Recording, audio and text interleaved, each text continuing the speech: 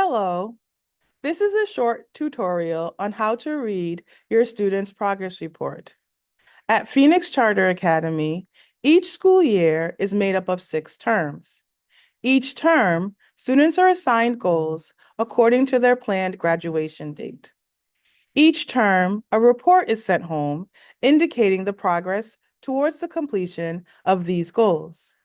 Using these examples, I will demonstrate how to interpret your scholar's progress.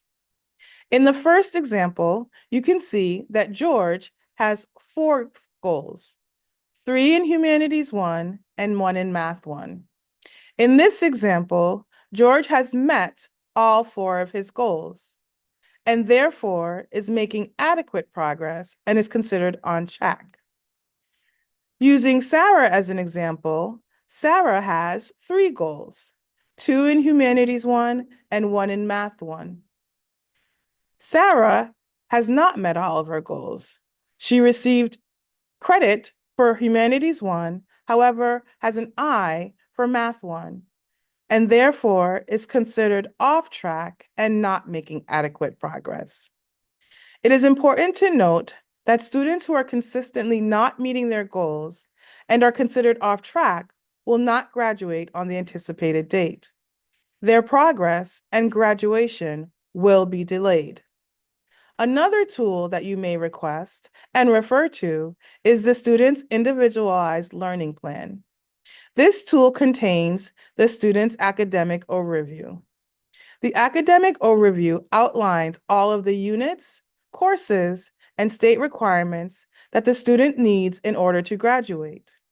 In this document, I will identify the 3 main requirements for graduation. First, there are the STAR scores. The STAR assessment measures reading and math, and students are expected to get to a level 10 by graduation. As you can see, George has met the reading requirement, receiving an 11.1, however, has not met the math requirement. He currently has a 7.7. The second requirement are the academic course requirement. Students at Phoenix are required to complete 3 humanities courses, 3 math courses, 3 science courses, a history social justice course, and then in their graduate year, a grad seminar. Based on George's example, he has completed 2 of his 3 humanities, 1 of his math, all of his science, and his history social justice course. He will need to complete his remaining humanities, his 2 math courses, before he begins his graduate seminar. The third requirement is the state-mandated MCAS exams. Students are required to take and pass the English MCAS, the Math MCAS, and the Science MCAS. Using George's example, you can see that he has taken and passed all of these requirements. If you have any questions about either the progress report or the academic overview, you may contact the student's primary person. The primary person is their academic advisor and the adult in the building who provides guidance and support. Their information is located both on the academic overview as well as the progress report.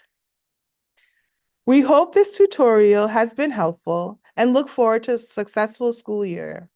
Thank you for watching.